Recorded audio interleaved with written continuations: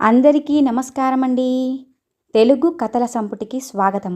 నా పేరు శ్వేత.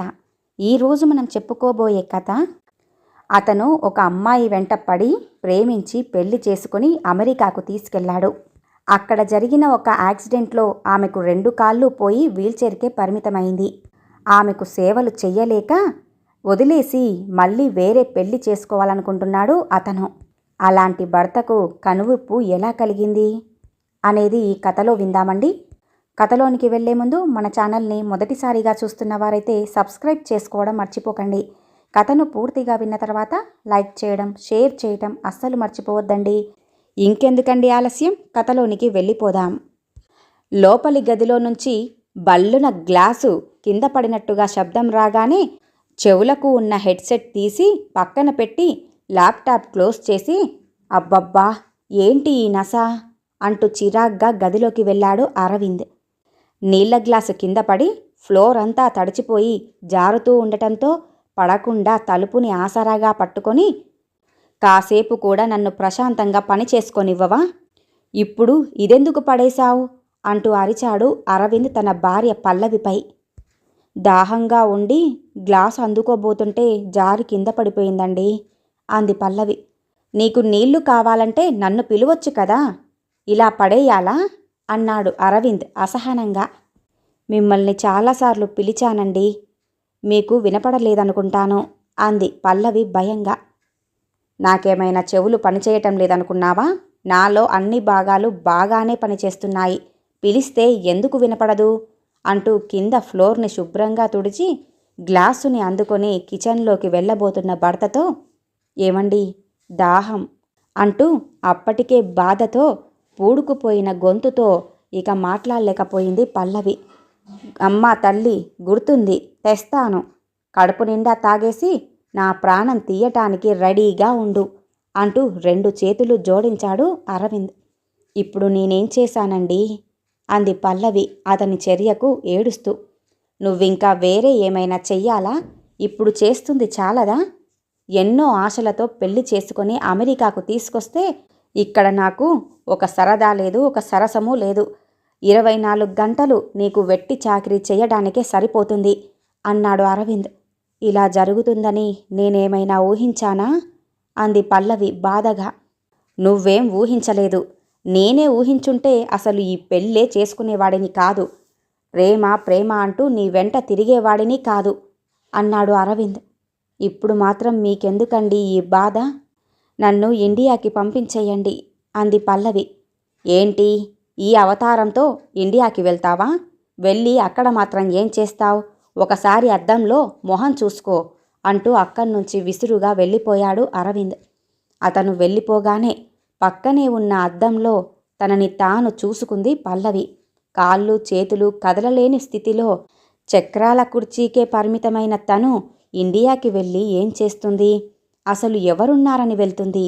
ఈ ఊహ రాగానే ఇలా నన్ను అనాథగా ఎందుకు పుట్టించావు దేవుడా అంటూ ఏడుపు తన్నుకొచ్చింది పల్లవికి.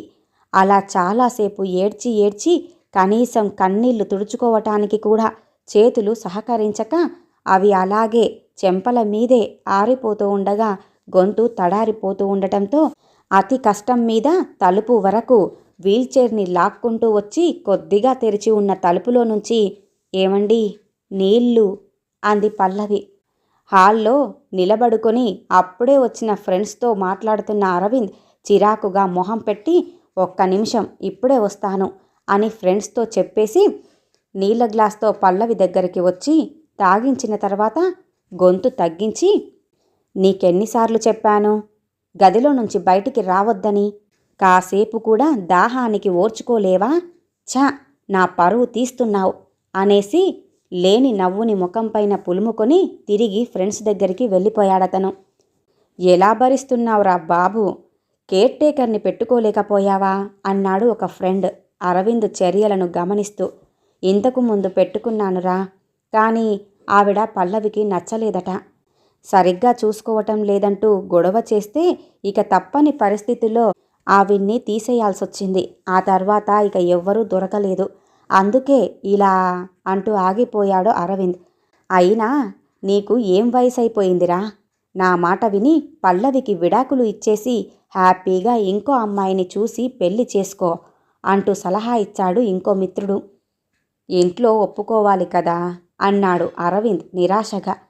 ఇంట్లో వాళ్లతో ఏం పనిరా, ఇది నీ జీవితం, నీకు నచ్చినట్టుగానే ఉండాలి.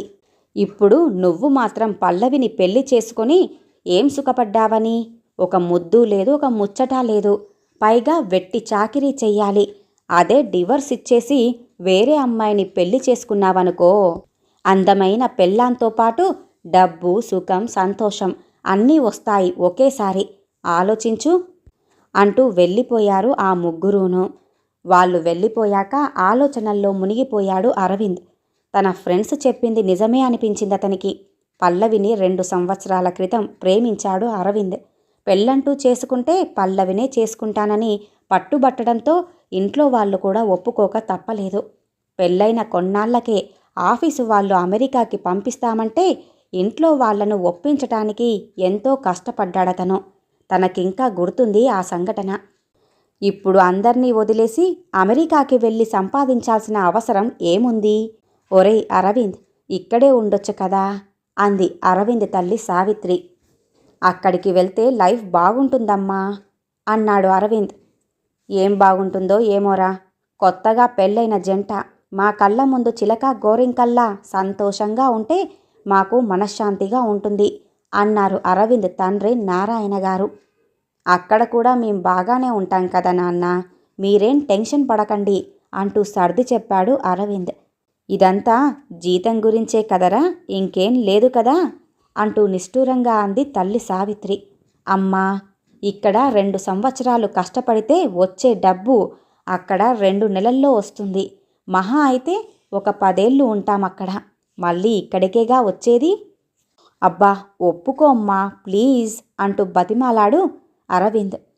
నువ్వు అంత పట్టుదలగా ఉన్నప్పుడు ఇక మేమేం చేస్తాం? అరవింద్, మీకు నచ్చినట్లుగానే చెయ్యండి అన్నారు నారాయణ గారు. వెంటనే అరవింద్ ఆనందంగా థ్యాంక్ యూ నాన్నా అంటూ ఆయన్ని హత్తుకున్నాడు. నారాయణ గారు అరవింద్ వెన్ను నిమురుతూ, కానీ ఒక్కటి మాత్రం గుర్తుపెట్టుకో అరవింద్, ఇక్కడ మీకేదైనా కష్టం వస్తే తోడుగా మేమందరము ఉంటాం. అక్కడ మీకు ఎవ్వరూ ఉండరు. ఎలాంటి ఇబ్బంది ఉన్నా మీరిద్దరే పరిష్కరించుకోవాలి.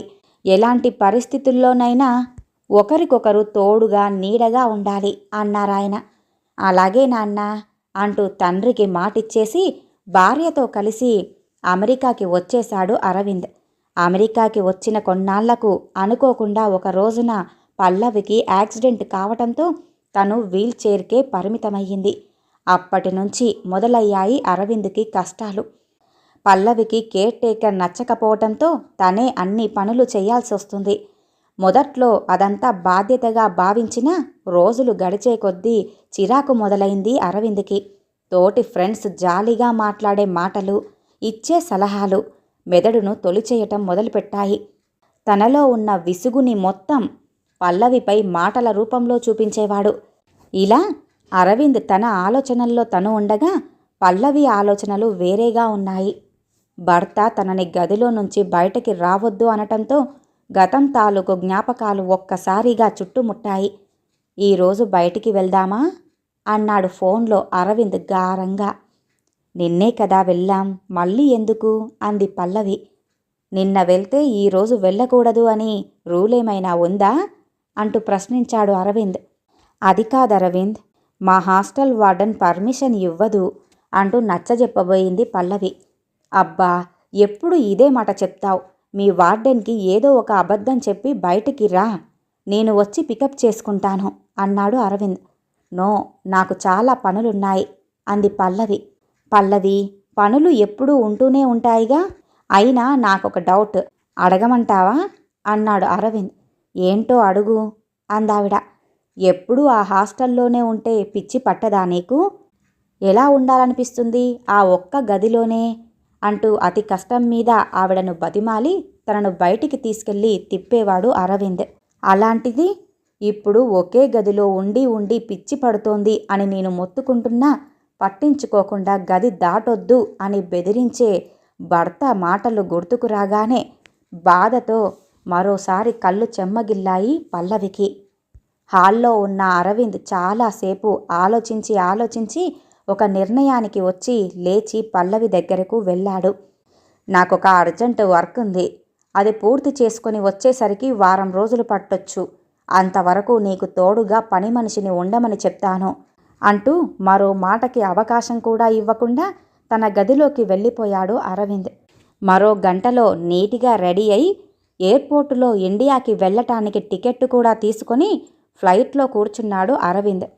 ఫ్లైట్లో ఉన్నంతసేపు ఇంటికి వెళ్ళాక ఒంటరిగా వచ్చిన కొడుకును చూసి తన తల్లిదండ్రులు ఎలా రియాక్ట్ అవుతారు, తను చెప్పబోయే విషయానికి ఎలా స్పందిస్తారు, ఒప్పుకుంటారా లేదా అనే ఆలోచనలతోనే గడిపేశాడు అరవింద్.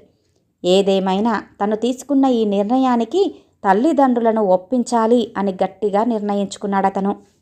అప్పుడే ఇంట్లోకి అడుగు పెడుతున్న అరవింద్కి ఏవండి ఏవండి అంటూ సన్నగా వినిపిస్తున్న తల్లి గొంతు వినపడగానే పరిగెత్తుకుంటూ తల్లి గది దగ్గరకు వెళ్ళాడు అరవింద్.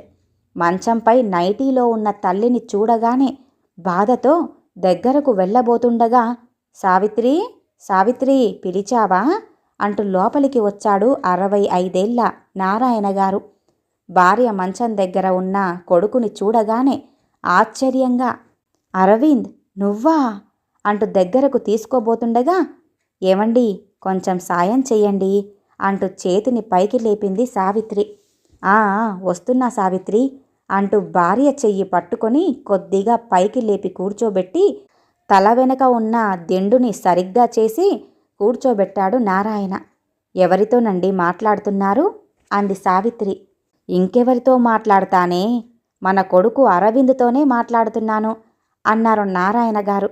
ఏంటి మన బాబు ఫోన్ చేశాడా, ఎలా ఉన్నాడట, అమ్మాయి బాగుందటనా, నన్ను అడిగాడా అంటూ ఆశగా అడుగుతున్న ఆవిడ ప్రశ్నలకు అడ్డు తగులుతూ ఇదిగో సావిత్రి, నీ కొడుకు ఫోన్ చేయటం కాదు, నేరుగా ఇంటికే వచ్చేశాడు, ఇదిగో నీ ఎదురుగానే ఉన్నాడు అన్నాడు నారాయణ ఆనందంగా. నిజమా బాబు అరవింద్, ఎక్కడున్నావయ్యా, రా నాన్న అంటూ 2 చేతులు గాల్లోకి లేపి తన స్పర్శ కోసం ఆత్రంగా తడుముతున్న తల్లి దగ్గరకు వెళ్ళబోతున్న అరవింద్ కాళ్లకు ఏదో తగలటంతో కిందకు చూశాడు. మంచం కాళ్ళ దగ్గర ఒక జగ్గుంది. అందులో నుంచి వస్తున్న వాసనను బట్టి అదేంటో ఊహించగలిగాడు అరవింద్. అరవింద్ అటువైపుగా చూడటాన్ని గమనించిన నారాయణ గారు ఒక్క నిమిషం అరవింద్ అని చెప్పేసి ఆ జగ్గును తీసుకెళ్ళి అందులో ఉన్న యూరిన్ని బాత్రూంలో పడేసి నీట్గా జగ్గును కడిగి తీసుకొచ్చి యథాస్థానంలో ఉంచారాయన. ఏరా అరవింద్ అంటూ కొడుకు చేతిని పట్టుకోబోయాడు అతను. వెంటనే ఒక్క అడుగు వెనక్కి వేశాడు అరవింద్. కొడుకు అలా వెనకడుగు ఎందుకు వేశాడో అర్థం కాక చూస్తున్న నారాయణ గారితో నాన్న నాకు చాలా తలనొప్పిగా ఉంది అని చెప్పేసి అక్కడి నుంచి హాల్లోకి నడిచాడు అరవింద్. ఏవండి అబ్బాయికి తలనొప్పిగా ఉందట, కొంచెం టీ పెట్టిస్తారా, నేను పెట్టిద్దామంటే నాకు కళ్ళు కూడా కనిపించవాయే అంటూ కంగారు పడుతున్న సావిత్రితో అవన్నీ నేను చూసుకుంటాలే సావిత్రి, నువ్వు ఇక్కడే ఉండు, కదలకు, జాగ్రత్త అని భార్యకి చెప్పి మంచాన్ని నీటిగా సర్దేసి వంటగదిలోకి నడిచాడు నారాయణ. మరో 5 నిమిషాలకు వేడిగా టీ పెట్టుకొని తీసుకొచ్చిన తండ్రితో అమ్మకి ఏమైంది నాన్న అన్నాడు అరవింద్. ఏం చెప్పమంటావు అరవింద్, మీరు అమెరికా వెళ్ళిన తర్వాత మీ అమ్మ మీ మీద చాలా బెంగ పెట్టుకుందిరా. సరిగ్గా తిండి కూడా తినేది కాదు, కంటి నిండా నిద్రపోయేది కాదు. ఎప్పుడు చూసినా నా కొడుకు ఎలా ఉన్నాడో, ఏం తింటున్నాడో లేదో అంటూ ఆలోచిస్తూ ఉండేది. కొన్నాళ్లకు దిగులుతో మంచాన పడింది. కంటి చూపు కూడా పూర్తిగా మందగించింది. అప్పటి నుంచి ఇలాగే ఉందిరా అన్నాడు నారాయణ గారు కళ్ళు ఒత్తుకుంటూ. నాకెప్పుడు ఈ విషయాలు ఎందుకు చెప్పలేదు నాన్న అంటూ అడిగాడు అరవింద్. ఏమని చెప్పమంటావురా, కని పెంచిన కొడుకు కళ్ళ ముందు ఉండాలని కోరుకోని తల్లిదండ్రులు ఎవరైనా ఉంటారా?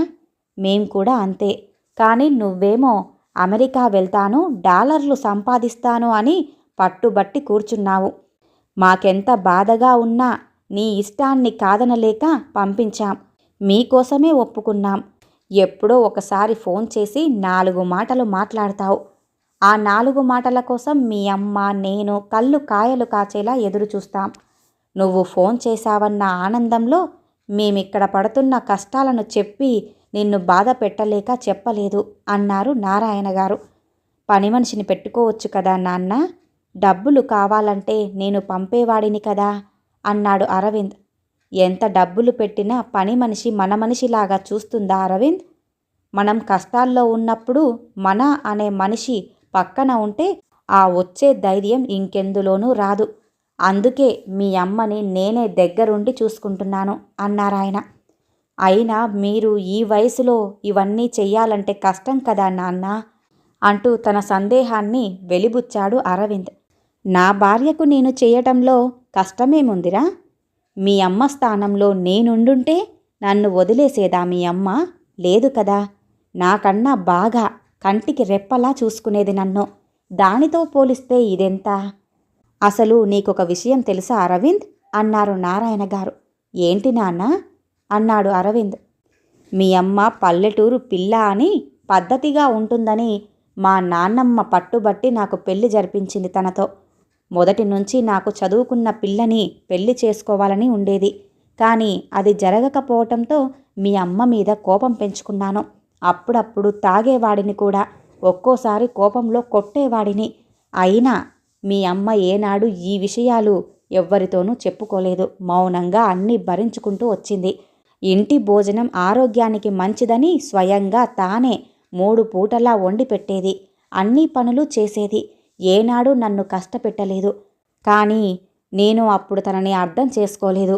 తీరా అర్థం చేసుకునేసరికి సమయం మించిపోయింది అంటూ ఏదో గుర్తుకొచ్చిన వాడిలా, అవునరా అరవింద్, నువ్వేంటి ఇంత సడన్గా అమెరికా నుంచి వచ్చేశావు? కోడలు బాగానే ఉంది కదా? కోడలెలా ఉంది మరి అన్నారు నారాయణ గారు. అంతా బాగుంది నాన్న అంటూ అక్కడ ఉండబట్టలేక లేచి బయటకు నడిచాడు అరవింద్. ఏవండి, అబ్బాయి టీ తాగాడా?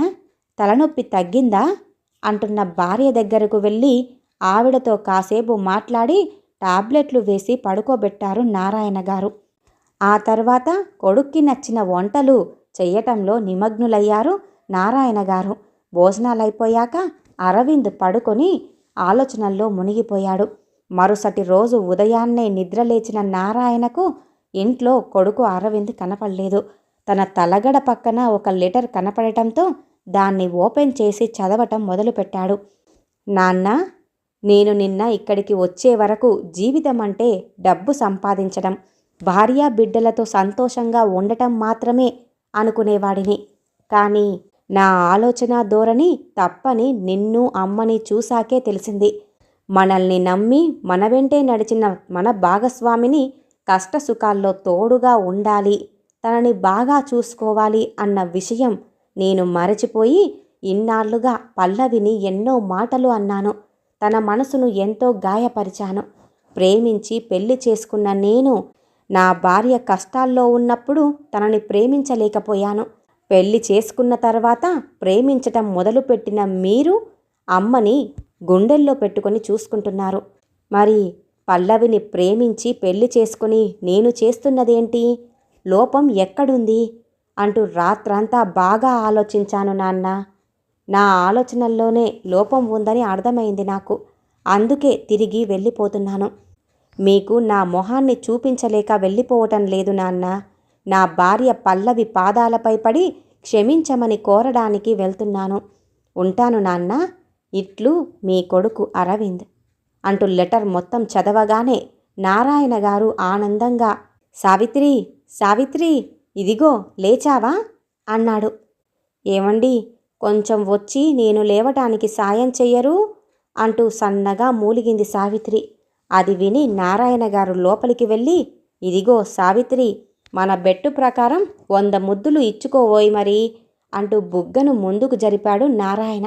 ష్, మెల్లగా మాట్లాడండి, అబ్బాయి ఉన్నాడు కదా అంది సావిత్రి. ఇంకా ఎక్కడ అబ్బాయే, వాడెప్పుడో అమెరికాకి వెళ్ళిపోయాడుగా అన్నారాయన. ఏంటి, వెళ్ళిపోయాడా అంటూ పైకి లేచింది ఆవిడ.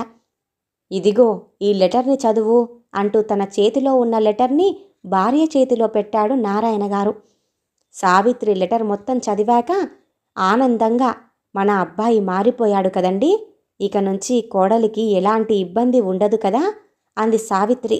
అవును సావిత్రి, ఇదంతా నీ వల్లే సాధ్యమైంది. నిన్ను ఆ పరిస్థితుల్లో చూసిన తర్వాతే వాడిలో మార్పు వచ్చింది అన్నాడు నారాయణ. అలా ఏం కాదులేండి, వాడు నా వల్లే మారలేదు, మీ వల్లే మారాడు అంటూ ఆయన నుదిటిన ముద్దు పెట్టుకుంది సావిత్రి. ఒక్కదానితో సరిపెట్టుకోను, ఇంకో 99 మిగిలున్నాయి అంటున్న భర్త మాటలు వినిపించుకోకుండా ఆగండి, ముందుగా ఈ శుభవార్తని కోడలి పిల్లకి చెప్పనివ్వండి అంటూ ఫోన్ దగ్గరికి వెళ్ళింది సావిత్రి. కొడుకులో వచ్చిన మార్పుని తలుచుకుంటూ చిరునవ్వుతో భార్య వెంటే నడిచాడు నారాయణ గారు. ఈ కథ ఇంతటితో సమాప్తమండి.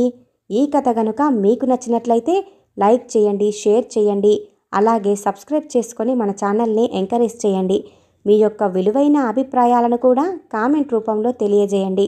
మరొక మంచి కథతో మళ్ళీ కలుద్దామండి. నమస్కారం.